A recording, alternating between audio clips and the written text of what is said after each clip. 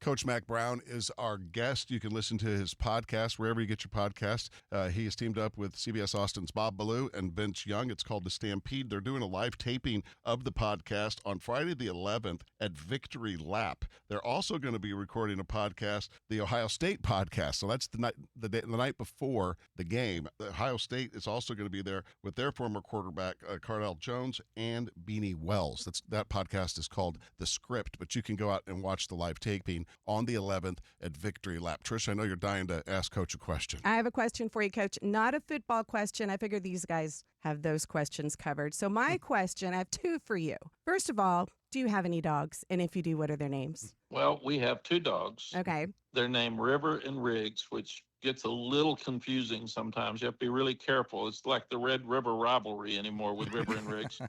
But they're Australian doodles. Oh, okay. And they're one of them is River is really sweet and nice, wants to be petted all the time and lays on your feet. And Riggs is weird.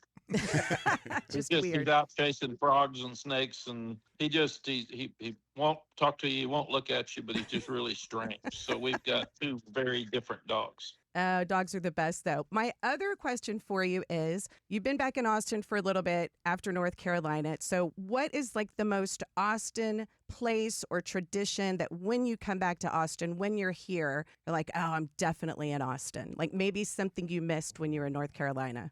We go to Rosie's a lot. We live out at Spanish Oaks, and Rosie's is a Mexican restaurant that Coach Royal and Spike Dykes and Bill Little and the guys used to have a meeting out there every Monday. So we've missed our friends at Rosie's. Coach Brown is our guest. I have a quick question for you, Coach. You have coached many great athletes over the years. Can you tell us who you think was probably the most athletic athlete you ever coached? Gosh, that's a hard one. And I usually go back to positions. Mm-hmm. And you look at Brian Orakpo, might be the best pass rusher ever, and Derrick Johnson's the greatest linebacker I've ever coached, and Roy Williams was a freak at wide receiver. And then you look at running backs, you go Jamal Charles, you go Ricky Williams, you go Cedric Benson. There's just a list of about 10 or 12 of those. And you go quarterback, Vince could not be tackled in the fourth quarter. No. He stayed healthy for the 3 years he played for us, and he got stronger in the fourth quarter, and he's just a freak as an athlete because he could have played safety, he could have played tight end, he could have played wide receiver. So he's one of those guys. And the national championship team had two Thorpe Award defensive backs on it, and the guys like Michael Griffin, Michael Huff, Cedric Griffin. I mean, it's just so many guys that are Quentin Jammer, Quandre Diggs. I mean, you just go through a list, and it's just there's so many of them. It'd be hard to say. I got to ask you a media question. We could sit here and relive the national championship all day. Sandy and I were there. We hugged. It's the only time, Coach, in 30 years of working with JB that he and I have hugged. And they jumped up and down while hugging. Yeah, do we have a picture? Everybody didn't have cameras in their pocket back then. You lived in the moment, which was actually kind of cool, right? What does it feel like flipping to the media side of things, and does it change your opinion of how it used to be when you were on the coaching side? Yeah, JB, I wish that every coach could do media before they coached, because you'd be a better coach. Because when you're coaching, you think certain media guys are after you. They're always asking hard questions. They're always looking for something, which isn't true. What I found in the media is you've got to have a unique view, story, behind the scenes, something to get somebody to listen. Mm-hmm. And you're not trying to get the coach fired. You're trying to give people information they can't get. And I saw the media people that the ones that are cute and sarcastic about the coach and take cheap shots don't get information.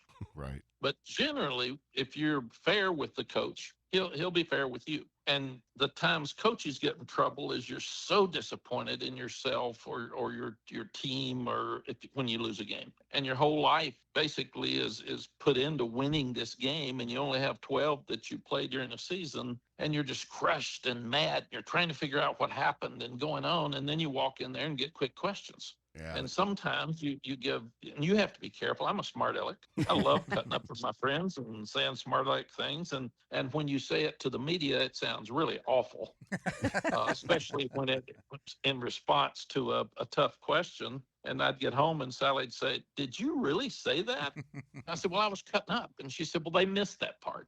They didn't get it. They didn't get that. The other part of it, doing media, is, when you would do press conferences or what, it was all sound bites. You kind of are almost trained to do small sound bites, so they're not taken out of context. And now you have the freedom to tell the whole story. I think that's what makes the podcast so good. It's uninterrupted. Vince and I laugh. There's so many we can't tell, but we enjoy telling the ones we can. But I remember in talking to President Bush and Dan Bartlett, one of his PR guys, and when Twitter came, people would get sound bites before you'd even finish your comment, and there were some inaccurate things that would come out. And I always felt like that I should try to help the media do their job. We're there for a certain moment, so I should try to give the media sound bites because that's what they need.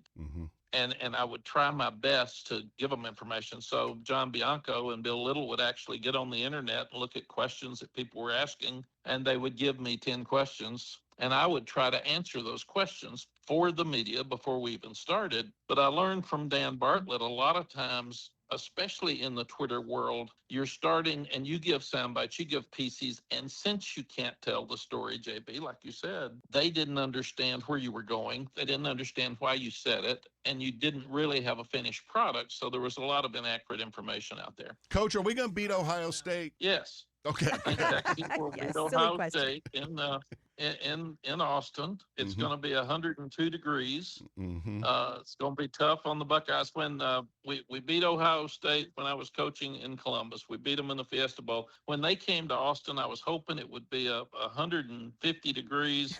It rained all day. It was about 67, and I thought, thank you, God. That really helps us get a great advantage over Ohio State coming to Austin. So may it be hot on September 12th. Coach, thank you very much for the time. Friends, check out the podcast. It really is great. It's called The Stampede. It's with Vince Young and Bob Ballou from CBS Austin. And again, one more time, if you want to check out that live taping Friday the 11th at Victory Lap, you can go out there. They're also, before that, they're going to have the guys from Ohio State.